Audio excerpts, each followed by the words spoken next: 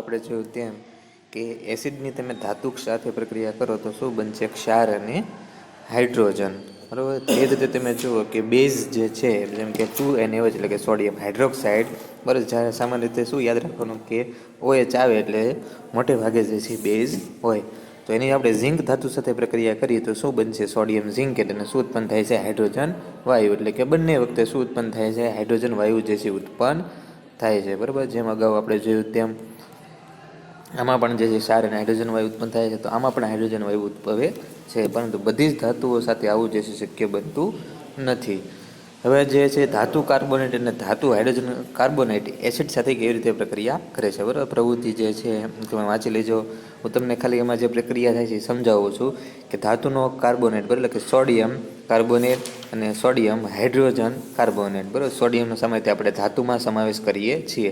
એની તમે જો એસિડ સાથે એટલે કે 2H એટલે કે 2 હાઇડ્રોક્લોરિક એસિડ સાથે પ્રક્રિયા કરો તો શું બનશે? ક્ષાર, પાણી અને કાર્બન ડાયોક્સાઇડ. એ જ રીતે તમે જુઓ કે હાઇડ્રોજન કાર્બોનેટ છે, આ ધાતુ છે બરાબર, અને H છે અને આ CO3 એટલે શું કહેવાય? ધાતુનો હાઇડ્રોજન કાર્બોનેટ. બરાબર. એને જે છે એ ધાતુ છે, H છે એને આપણે હાઇડ્રોજન અને CO3 કે કાર્બન એટલે કે ધાતુના હાઇડ્રોજન કાર્બોનેટ સાથેની પ્રક્રિયાથી એસિડ સાથે પ્રક્રિયાથી આમાં પણ જો શું બનશે? ક્ષાર બરાબર, પાણી અને કાર્બન ડાયોક્સાઇડ. એ રીતે તમે જુઓ કે જે કાર્બન ડાયોક્સાઇડ જે ઉદ્ભવે છે એનો ચૂનાના નીતરિયા પાણીમાંથી જે છે એ પસાર કરવામાં આવે, અથવા ચૂનાના પાણીમાંથી પસાર કરવામાં આવે તો શું બનશે? જુઓ કે CaOH એટલે કે ચૂનાનું પાણી અને કાર્બન ડાયોક્સાઇડને પસાર કરવામાં આવે તો CaCO3 કે કેલ્શિયમ કાર્બોનેટના સફેદ અવક્ષેપ મળશે અને તમને પાણી જે છે એ પ્રાપ્ત થશે. વધુ પ્રમાણમાં કાર્બન ડાયોક્સાઇડ જે છે એ પસાર કરો બરાબર, જેમ કે CaCO3 એટલે કેલ્શિયમ કાર્બોનેટ, પાણી અને ઓલું છે તો શું થશે?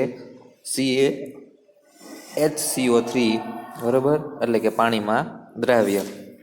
તો ચૂનાનો પથ્થર, ચાક અને આરસ પ્રહાણ કેલ્શિયમ કાર્બોનેટના વિવિધ સ્વરૂપો છે. બરાબર. તો કેલ્શિયમ હાઇડ્રોજન કાર્બોનેટ જે આપણને મળ્યો એના વિવિધ સ્વરૂપો છે. તમામ ધાતુ કાર્બોનેટ અને હાઇડ્રોજન કાર્બોનેટ એસિડ સાથે પ્રક્રિયા કરીને અનુરૂપ ક્ષાર, કાર્બન ડાયોક્સાઇડ અને પાણી બનાવે છે. તમે જો ધાતુ કાર્બન હોય કે હાઇડ્રોજન કાર્બોનેટ એસિડ સાથે પ્રક્રિયા કરીને શું બનાવે છે? ક્ષાર, કાર્બન ડાયોક્સાઇડ અને પાણી. બરાબર. અગાઉ આપણે જેટલી પણ પ્રક્રિયા જોઈ બરાબર એ મુજબ તમે જુઓ તો એ એટલી વસ્તુ જે છે એ બનાવશે. છે કે એસિડ અને બેઝ એકબીજા સાથે કેવી રીતે પ્રક્રિયા કરે છે. તો એક કસણીમાં 2 મિલી મંદ NaOH નું દ્રાવણ લો અને તેમાં ફિનોલ્ફથેલિનના ટીપા જે છે ઉમેરો. બરાબર. તો દ્રાવણનો રંગ કેવો થશે? તો NaOH એટલે કે બેઝ છે અને એમાં ફિનોલ્ફથેલિન તમે ઉમેરો એટલે દ્રાવણ જે છે એ ગુલાબી રંગનું થશે. પછી જોઈએ કે ઉપરું દ્રાવણમાં ટીપે ટીપે જે છે HCl ઉમેરો. તો ટીપે ટીપે HCl ઉમેરો એટલે બેઝની અસર જે છે ઓછી થતી જાય, એટલે દ્રાવણનો જે ગુલાબી રંગ હતો એ કેવો થઈ જશે? દૂર થઈ જશે અને દ્રાવણ જે છે રંગવિહીન બની જશે. શા માટે એસિડ ઉમેરવાથી ફિનોલ્ફથેલિનનો રંગ બદલાય છે?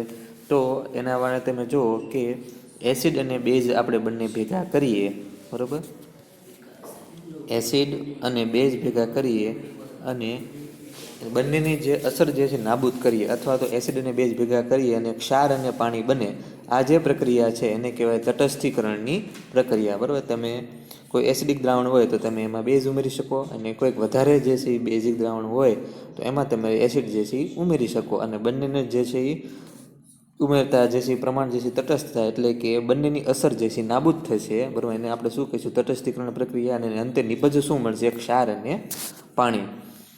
શું ફિનોલ્ફથેલિન ગુલાબી રંગ ફરીથી દેખાય છે? તમે વિચારો કે આવું શા માટે થાય છે? બરાબર. તેનું કારણ ફરીથી દેખાય નહીં, કેમ કે તટસ્થીકરણની પ્રક્રિયા થઈ ગઈ. તો ઉપકૃત આપણે અવલોકન કર્યું કે એસિડ દ્વારા બેઝની અસર અને બેઝ દ્વારા એસિડની અસર જે છે નાબૂદ કરી શકાય. આ પ્રક્રિયા નીચે પ્રમાણે લખી શકાય. જો NaOH તો HCl તો શું બની ગયું? NaCl એટલે કે મીઠું.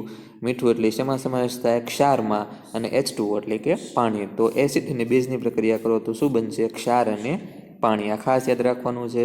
તમને 1 માર્ક્સમાં પૂછાઈ શકે કે એસિડ વત્તા બેઝ પછી ખાલી જગ્યા બરાબર, અથવા તો અહીંયા સાઈડ આપે જ નહીં બરાબર, ખાલી એસિડ વત્તા બેઝ આપે તો આ સાઈડ શું આવશે? તમારે જમણી સાઈડ એટલે કે નિપજની બાજુ ક્ષાર અને પાણી.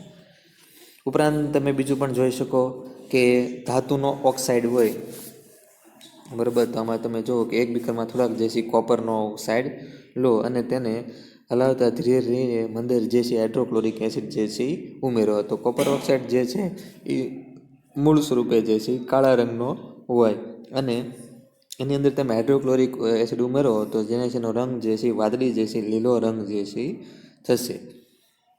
તો વાદળી લીલો રંગ જે છે થવાનું કારણ શું? કેમ કે શું બનશે?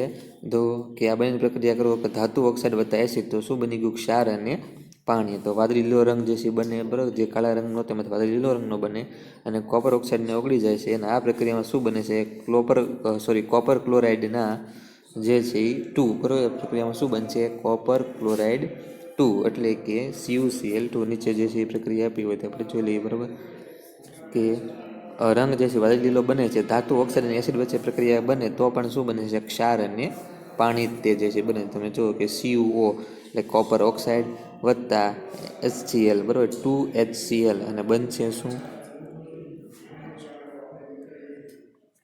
અહીંયા લખી નાખ્યું કે CuO, બરાબર, વત્તા 2HCl, બરાબર, CuO વત્તા 2HCl તો શું બનશે? CuCl2 અને વત્તા H2O, બરાબર, CuCl2 અને વત્તા H2O જે છે એ બનશે. હવે ઉપરોક્ત પ્રક્રિયા માટેનું સમીકરણ લખો અને સમતુલિત કરો. બેઝની એસિડ સાથેની પ્રક્રિયાની માફક ધાત્વિય ઓક્સાઇડ એસિડ સાથે પ્રક્રિયા કરીને ક્ષાર અને પાણી આપે છે. ધાત્વિય ઓક્સાઇડ જે છે એ કેવા હોય છે? બેઝિક ઓક્સાઇડ જે છે કહેવામાં આવે છે, બરાબર. તો જેમ આપણે ધાતુની એસિડને ક્ષાર અને એસિડ અને બેઝનું જોયું તો એમાં શું બનતું હતું? ક્ષાર અને પાણી. એ જ રીતે ધાતુનો ઓક્સાઇડ અને એસિડ હોય તો એમાં પણ શું બનશે? ક્ષાર અને પાણી જ જે છે એ બનશે. હવે જોઈએ કે અધાત્વિય ઓક્સાઇડ જે છે એ કઈ રીતે પ્રક્રિયા કરશે. તો તમે પ્રવૃત્તિ 2.5માં કાર્બન ડાયોક્સાઇડ અને કેલ્શિયમ હાઇડ્રોક્સાઇડના વચ્ચે પ્રક્રિયા નિહાળી. કેલ્શિયમ હાઇડ્રોક્સાઇડ કે જે બેઝ છે તે કાર્બન ડાયોક્સાઇડ સાથે પ્રક્રિયા કરીને ક્ષાર અને પાણી ઉત્પન્ન કરે છે. આ પ્રક્રિયા બેઝ અને એસિડ વચ્ચે પ્રક્રિયાને સમાન છે. તેથી તારણ કાઢી શકાય કે અધાત્વિય ઓક્સાઇડ જે છે સ્વાભાવિક કેવા છે? બેઝિક જે છે હોય છે, બરાબર. તો અધાત્વિય ઓક્સાઇડ જે હોય એની તમે બેઝ સાથે પ્રક્રિયા કરો. અધાત્વિય ઓક્સાઇડ જે છે એની તમે બેઝ સાથે પ્રક્રિયા કરો તો શું બને છે? ક્ષાર અને પાણી, બરાબર. તો અધાત્વિય ઓક્સાઇડની તમે બેઝ સાથે પ્રક્રિયા કરો તો ક્ષાર અને પાણી જે છે બને છે. તો ક્ષાર અને પાણી ઉપર આપણે જોયું એમ ક્યારે બનતું? જ્યારે કોઈક એસિડિક સ્વભાવ ધરાવતું જે હોય એની બેઝ સાથે આપણે પ્રક્રિયા કરી તો શું બનશે? ક્ષાર અને પાણી. તો એની પરથી આપણે તારણ કાઢી શકીએ કે બેઝ તો આમાં આપણે ઉમેરીએ તો, બરાબર, ધારો કે NaOH છે કે બીજું કોઈ પણ છે, બરાબર, જે COH2 જે છે એ શું છે? બેઝ છે, બરાબર. એની આપણે પ્રક્રિયા જે છે કોની સાથે કરી હતી? બરાબર, CO2 કાર્બન ડાયોક્સાઇડ સાથે જે છે પ્રક્રિયા કરી તો ક્ષાર અને પાણી બન્યું. તો એની બધી શું મતલબ થયો? કે અધાત્વિય ઓક્સાઇડ જે છે કેવા છે? સ્વભાવે જે છે એસિડિક હોય છે, બરાબર. આમાં આપણે જે લીધો, બરાબર, કેલ્શિયમ હાઇડ્રોક્સાઇડ કે જે બેઝ છે કાર્બન સાથે પ્રક્રિયા કરીને ક્ષાર અને પાણી ઉત્પન્ન કરે છે. આ પ્રક્રિયા જે છે એસિડ અને બેઝ સાથે પ્રક્રિયાને સમાન છે. તેથી કારણ કાઢી શકીએ કે અધાત્વિય ઓક્સાઇડ જે છે એ કેવા છે? સ્વભાવે જે છે એસિડિક હોય છે. તો આ જે કેલ્શિયમ હાઇડ્રોક્સાઇડ જે છે એની પાણી સાથે તમે પ્રક્રિયા કરો તો શું બનશે? બરાબર, ક્ષાર અને પાણી. તો એને પછી આપણે નક્કી કરી શકીએ કે અધાત્વિય ઓક્સાઇડ જે છે સ્વભાવે કેવા હોય છે? એસિડિક હોય છે.